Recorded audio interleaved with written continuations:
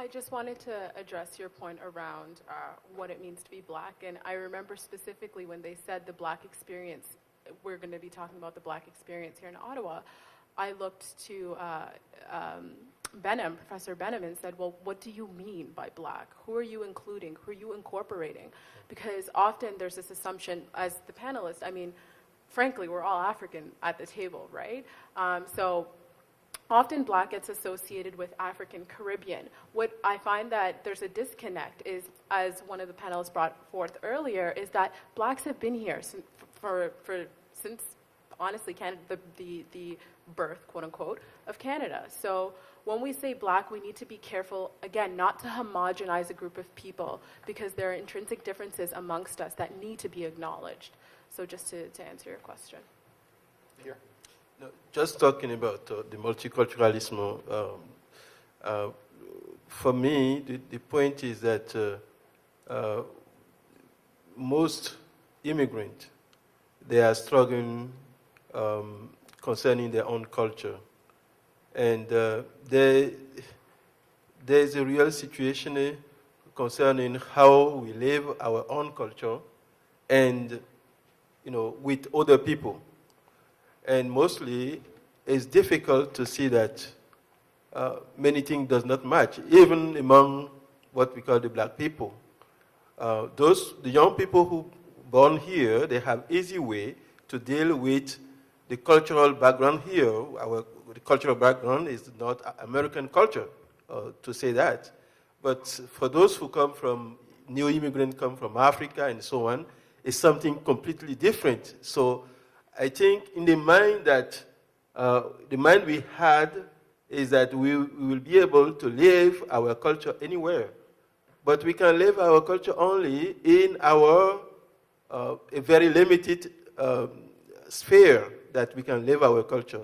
When you go into the workplace, we have a difficult barrier, cultural barriers. I suppose the question is the ghettoization primarily a result of the multicultural policy, or is the ghettoization a product of economics as well? Is it a product of the fact that, as many of you pointed out, black people face tremendous challenges in this economy of just getting jobs? So, you could make an argument, for example, that Rockcliffe Park is ghettoized, right? That's a kind of a cultural ghetto, perhaps, because it tends to, it's the richest part in the city, and there are certain kinds of people who tend to live in that place. Perhaps that's a cultural ghetto of sorts. So that was really the question I was just raising. Can I just make a quick point? And then we'll go to the question, yeah. Okay, sorry, I just want to make a quick point about the term ghetto in relation to black people. We need to refigure the language that we use, because often when we use the term ghetto with racialized individuals, there's a negative connotation attached to it. So we need to be careful, again, about the language that we use. But, sorry. Mm-hmm. Okay. Sir, I'm going to ask the gentleman to go ahead. My name is Dr. Lovink. I teach at the University of Ottawa at St. Paul's. The panel's focus has been primarily on the black immigrant experience, and not on the black experience, for example, as I lived it in New York City.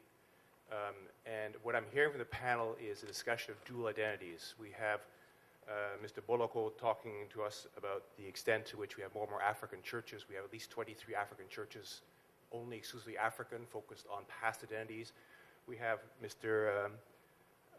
Dajo talking about the extent to which we send remittances back to Benin, to countries. We have Somali, talking about Somali Family Services supporting only Somalis. We have extent of the way in which immigrant communities, black immigrant communities here, are ethnicized and are divided by their own loyalties. My concern around my own teaching, my work with my own students, is around cultural competency. How do my students gain a cultural competency to understand, for example, that this country emphasizes gender equality, this country emphasizes gay equality, this country requires people in the workplace to understand this culture fully.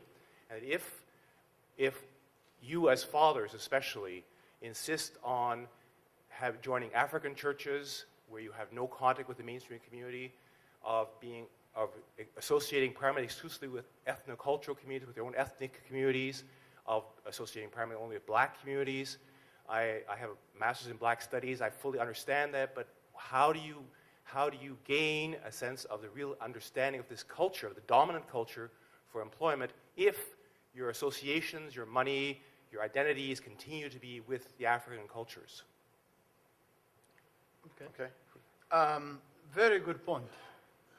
This is why I said in my presentation that if you're talking about the knowledge we gain here is not African knowledge or Canadian knowledge. It's knowledge as such. So, in the case that I said, I went at Queen's to do my Master of Divinity, but instead of creating a church which is primarily dominated by black, I, to use the word, stay away from focusing on black so that I can learn how can I integrate the culture of quote unquote white people in this country.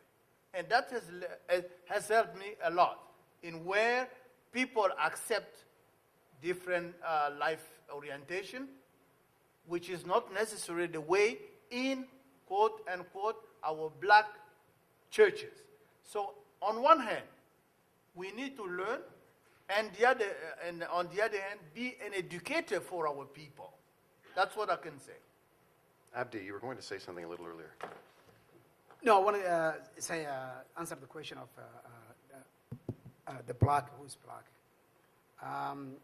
Going back to when I was living in Somalia, Somalia was multicultural. You can find Indian origin, you can find Portuguese origin, you can find, and at the same time they became all Somalis.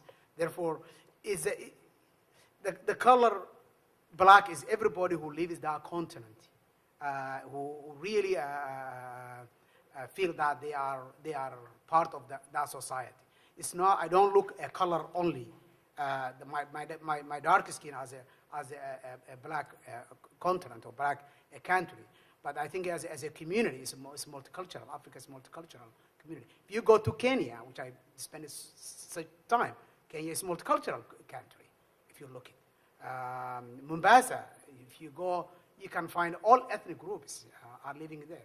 Therefore, the black is I can't say only African dark one is a black. South Africa is a black community. When you ask a South African, he say, "I'm African." Therefore, you can't deny that is a part of the black community. Mm-hmm.